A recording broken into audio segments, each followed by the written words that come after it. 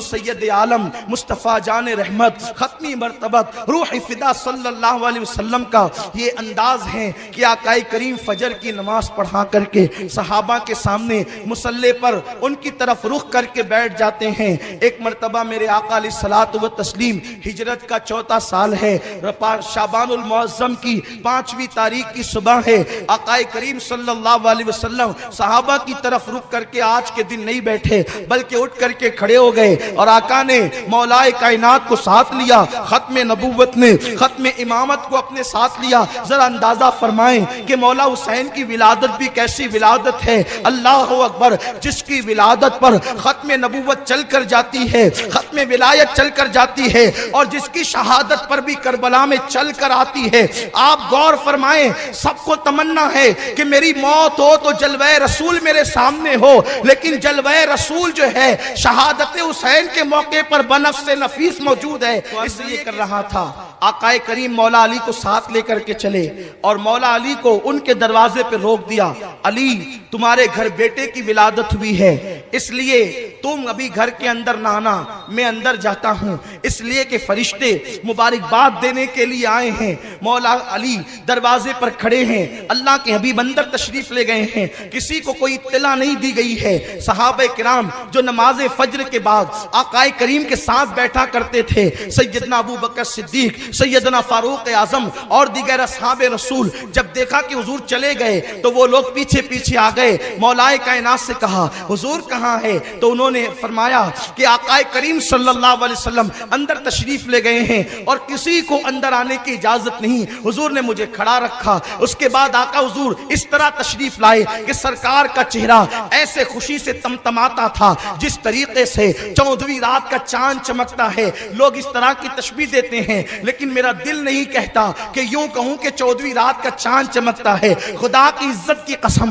یہ 14ویں چاند کی حیثیت کیا ہے، 14ویں کے چاند کی حیثیت کیا ہے؟ اس لیے کہ حضور علیہ السلام کے تلووں کی خیرات اس کو ملی تو اس کو چمکنے کا شعور ملا۔ بلکہ یوں کہہ دوں کہ حضور علیہ السلام کا چہرہ اس طریقے سے منور تھا، حضور علیہ السلام کا چہرہ یوں جو ہے وہ دمک رہا تھا جیسے اللہ اکبر جنت کے اندر، اللہ اکبر جنت کے اندر کسی حور کی پیشانی پر نور کا ایک نقطہ رکھ دیا گیا ہو، اس طرح سے حضور سید عالم صلی اللہ علیہ وسلم کا چہرہ چمک رہا تھا۔ اس پر بھی میرا دل نہیں بھرتا تو دل یہ کہتا ہے یوں کھل گیا تھا جیسے کہ کسی گلستان کے اندر ہزاروں جنتوں کی بہاریں ایک ساتھ سمٹ آئی ہو۔ اس طریقے سے حضور سید عالم صلی اللہ علیہ وسلم کا چہرہ کھل اٹھا ہے۔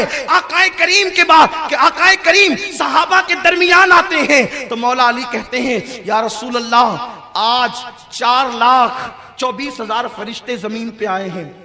سرکار نے فرمایا علی تجھے کیسے پتا؟ مولا کائنات کہتے ہیں آج 4,24,000 فرشتے زمین پہ آئے ہیں۔ سرکار نے پوچھا علی تجھے کیسے پتا؟ عرض کی یا رسول اللہ، جب آپ اندر گئے تو وہ قطار در قطار اندر جا رہے تھے اور وہ آپس میں باتیں کرتے تھے، مبارکباد دیتے تھے اور اپنی تعداد بھی بتاتے تھے۔ سرکار نے فرمایا علی اللہ نے تجھے عقل سلیم عطا فرمائی۔ حسین کا بابا وہ جو فرشتوں کو دیکھتا بھی ہے اور ان کی باتیں بھی سنتا ہے۔ حسین کے بابا کی شان یہ فرشتوں کو دیکھے بھی، علی کی آنکھیں وہ ہے جو فرشتوں کو دیکھتی ہے، علی کے کان وہ ہے جو فرشتوں کی باتوں کو سنتے ہیں۔ یہ مولا علی کی شان ہے، اللہ اکبر۔ اور اس کے بعد میرے سرکار نے سیدنا صدیق اکبر سے مخاطب ہو کر کہا ابو بکر، میری بیٹی کے گھر حسین میرا بیٹا پیدا ہوا، وہ صرف میرا نواسا نہیں بلکہ میرا بیٹا۔ آقا فرماتے ہیں ایک عجیب سا واقعہ ہوا، جب فرشتے مجھے حسین کی پیدائش پر مبارکباد دینے کے لیے آئے، پیدائش حسین پر فرشتے مبارکباد دینے کے لیے آئے تو اس میں سے ایک فرشتہ خستہ حال تھا۔ میں نے پوچھا تیرا یہ حال کیسے؟ عرض کی یا رسول اللہ، جب گونج ہوئی عالم بالا پر کہ نبی کے گھر نواسہ نبی ابن نبی پیدا ہوا ہے اور فرشتے جب مبارکباد دینے کے لیے جانے لگے تو میں تو ایک وادی میں پڑا تھا کیونکہ میرا اقتدار چھین لیا گیا تھا، اقتدار میرا چھین لیا گیا تھا، میری ڈیوٹی مجھ سے واپس لے لی گئی تھی اور مجھے خستہ حالی میں ایک پہاڑ کے دامن میں ڈال دیا گیا تھا۔